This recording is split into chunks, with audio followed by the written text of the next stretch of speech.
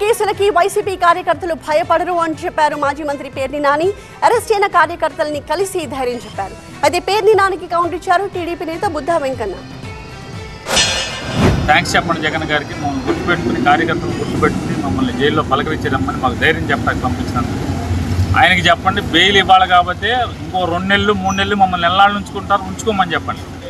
బయటకు వచ్చాక జెండా వైఎస్ఆర్ కాంగ్రెస్ పార్టీ జెండా మోసేవాళ్ళని తప్పితే పొరపాటును కూడా దడిచింట్లో పడుకునే రకం కాదు మేమని చెప్పని లోపల ఉన్న ముద్దాయిలందరి మాటగా మమ్మల్ని కలిసిన వాళ్ళు చెప్తున్నారు.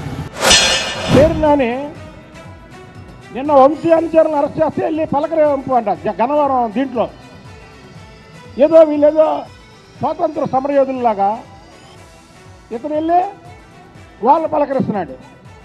అసలు బుద్ధి ఉందా మీకు బుద్ధి జ్ఞానం ఉందా?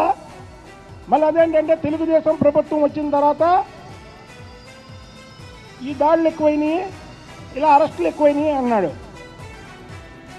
వంశీని గన్నవరంలో అతను చేసిన పని గురించి నేను చెబితే ఇదే పేరున్నాని నువ్వు నా మీద కేసు ఎందుకు పెట్టావు?